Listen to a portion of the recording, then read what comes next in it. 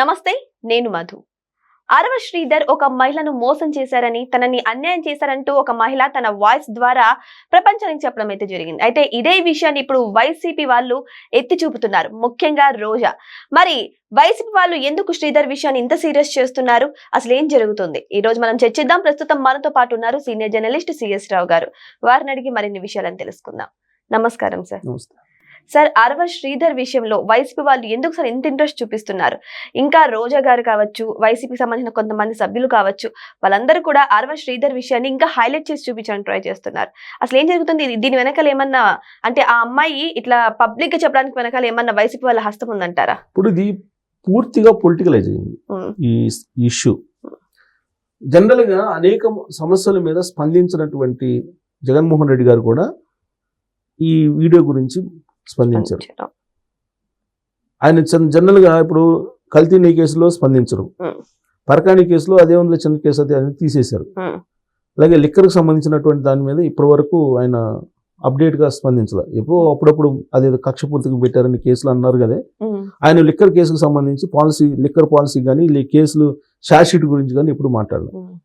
అలాంటిది బుధవారం రోజు, జనరల్ గా మంగళ బుధవారాలు బెంగళూరు నుంచి వస్తారు, వచ్చిన సందర్భంగా ప్రెస్ మీట్ పెట్టి ఈ అరవ శ్రీధర్కి సంబంధించినటువంటి వీడియో గురించి ఆయన మాట్లాడుతూ వీడు వాడు అంటూ ఆయన తనదైనటువంటి శైలిలో మాట్లాడారు కదా. మరి ఆయన సీఎంగా ఉన్నప్పుడు బయటకు వచ్చినటువంటి వీడియోస్ పరిస్థితి ఏంటి? గోరంట్ల మాధవ్, తర్వాత ఆడియోలు అంబటి రాంబాబు గద్ది, తర్వాత అవంతి, గంట ఆర్గాన్, ఇట్లా చాలా వచ్చాయి కదా. తాజాగా కోడమూరి మాజీ ఎమ్మెల్యే తెచ్చింది కదా, వాళ్ళ పార్టీ కదా. మరి దాని గురించి స్పందించలేదు. అంటే నేను అనేది ఎందుకు స్పందించాడు ఆయన అని చెప్పి మనం క్వశ్చన్ చేయట్లా. ఖచ్చితంగా స్పందించాల్సిందే, దాంట్లో డౌట్ లేదు, డెఫినెట్ గా నిలదీయాల్సిందే. కాకపోతే ఆయన ఒక ఏళ్ళు చూపించేటప్పుడు 4 ఏళ్ళు ఇటువైపు చూపిస్తాయి.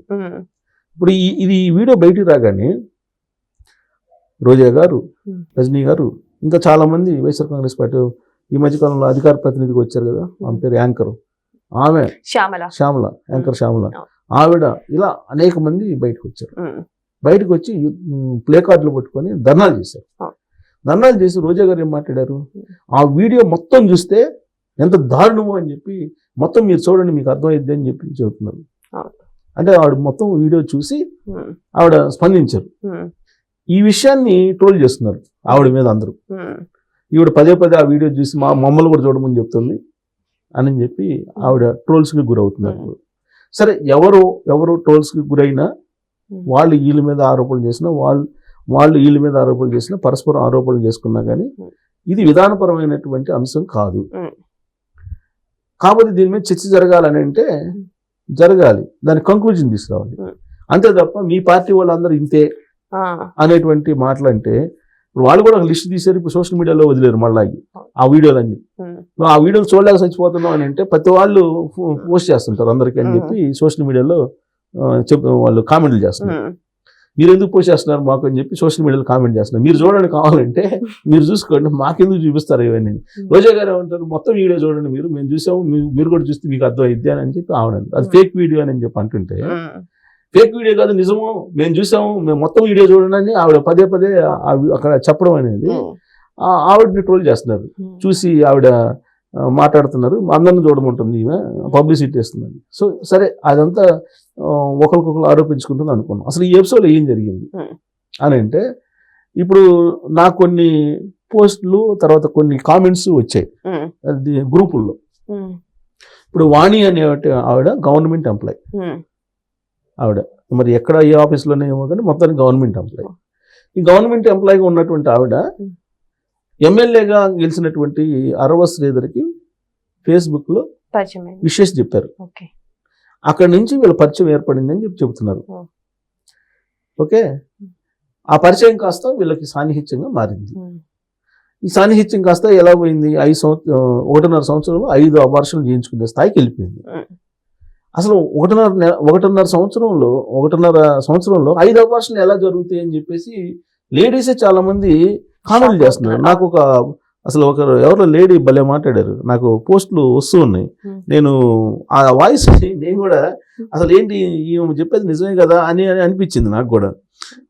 అంటే 1.5 సంవత్సరంలో 5 అపార్షన్లు అంటే ఇంకా నా అదే పనిలో ఉన్నారా వీళ్ళు మరి అంటే జనరల్ గా 1.5 సంవత్సరం 5 అపార్షన్లు అంటే 5 అపార్షన్లు చేసిన వాళ్ళు ఎవరు అసలు అది చట్టవిరుద్ధం కదా, అవును ఎలా చేస్తారు, ఇవన్నీ వస్తున్నాయి. సో ఇక్కడ జగన్మోహన్ రెడ్డి గారు ఏం మాట్లాడారు చూద్దాం. ఫస్ట్ దీని మీద ఒక లేడీ మాట్లాడారు, నాకు పోస్ట్ వచ్చింది, ఎవరో ఈ లేడీ.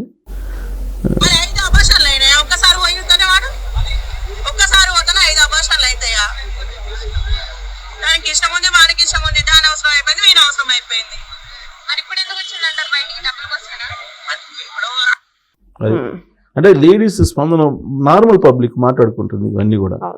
సో నార్మల్ పబ్లిక్ మాట్లాడుతుంది, వాళ్ళు ఒకసారి పోతే 5 అపార్షన్లు అవుతాయి అని అడుగుతున్నారు. సరే ఓకే, దాన్ని మనం కిడ్డింగ్గా తీసుకోకూడదు. ఒక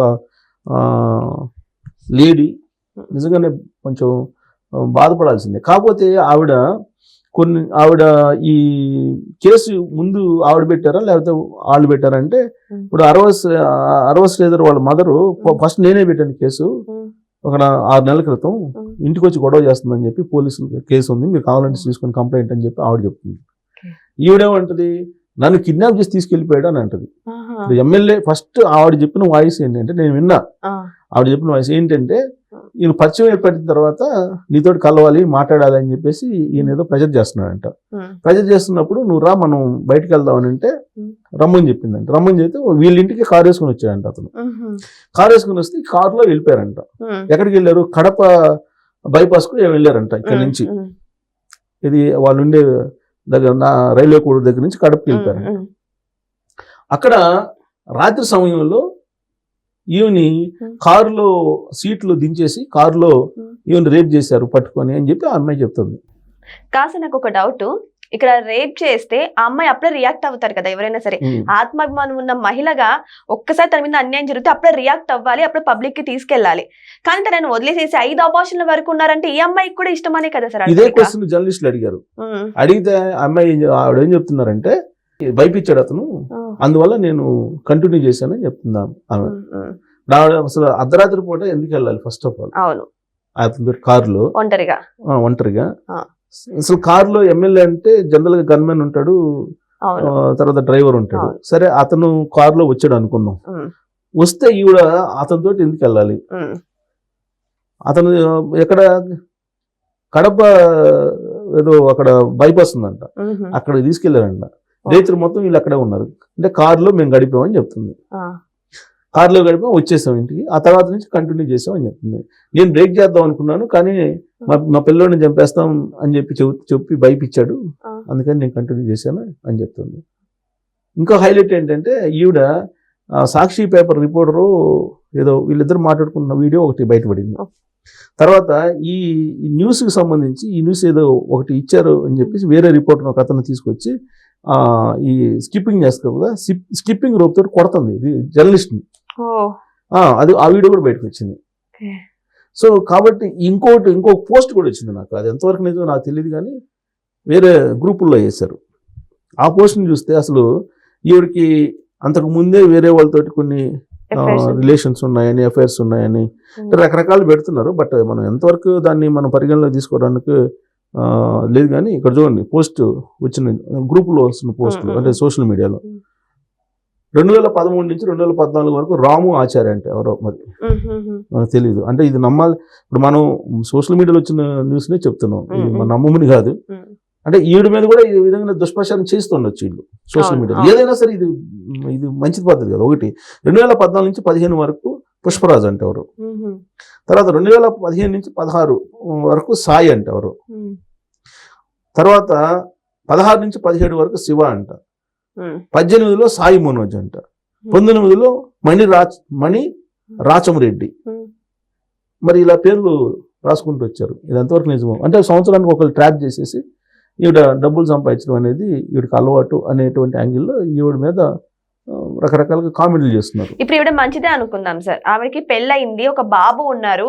మరి ఇలా 4-5 సార్లు ఒక ఎమ్మెల్యే తీసుకొని తన వైఫ్ ని తీసుకొని వెళ్తుంటే ఏ పురుషుడైనా ఊరికనే ఉంటాడు సార్, ఒక్కసారి కాకపోతే ఒక్కసారైనా రియాక్ట్ అవుతారు కదా.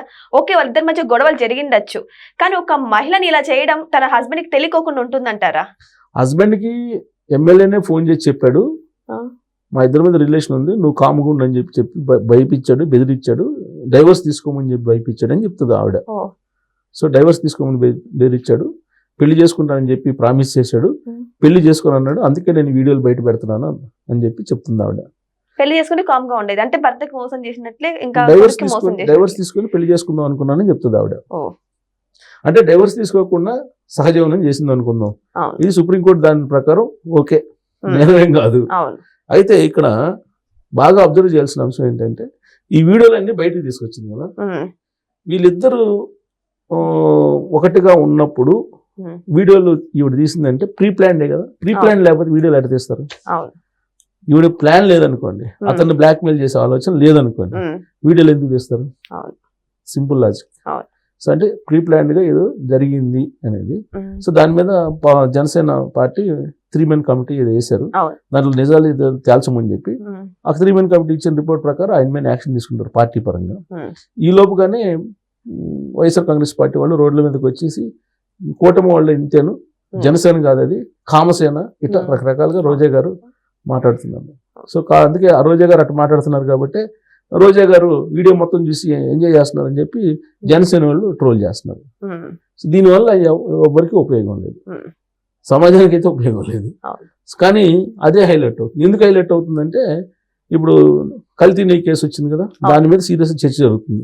దీన్ని డైవర్ట్ చేయడానికి ఇది వైఎస్ఆర్ కాంగ్రెస్ పార్టీ వాళ్ళు చేసినటువంటి పని అని చెప్పి కొంతమంది ఆరోపణలు చేస్తున్నారు. లేదంటే జగన్మోహన్ రెడ్డి గారికి ఏం పని దీని మీద స్పందించడం? ఇంతకు ముందు అనేక ఇష్యూలు వచ్చినాయి, వాటి మీద స్పందించలేదు కదా, చేసినప్పుడు స్పందించలేదు, ఇప్పుడు ఎందుకు చేస్తున్నారు అని అంటే ఈ కల్తీ నెయ్యి కేసుని డైవర్ట్ చేయడానికి ఇలా వాళ్ళే వైఎస్ఆర్ కాంగ్రెస్ పార్టీ వాళ్ళే 7 శాతం హనీ ట్రాప్ చేయించి అతన్ని ఇరికిచ్చారు అనేది ఇంకొక వర్షన్.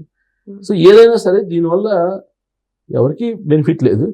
కాకపోతే ఎమ్మెల్యేలు అనేవాళ్ళు కొంచెం ఇట్లాంటి వాటి పట్ల జాగ్రత్తగా, ఎమ్మెల్యేలే కదా ఎవరైనా జాగ్రత్తగా ఉండాలి. సో ఏదైనా చట్టబద్ధంగా ఉండాలి. మరి వైసీపీ వాళ్ళు ఈ రకంగా ఎమ్మెల్యే శ్రీధర్ విషయంలో స్పందించడానికి కారణాలు అయితే రకరకాలుగా వినిపిస్తున్నాయి. మరి వెయిట్ చేసి చూద్దాం, నిజంగానే ఎమ్మెల్యే శ్రీధర్ ఆ పని చేశారా, లేదంటే ఎంక్వైరీ తర్వాత నిజాలు బయటపడతాయో లేదో వెయిట్ చేసి చూడాల్సిందే. Thank you so much. Thank you.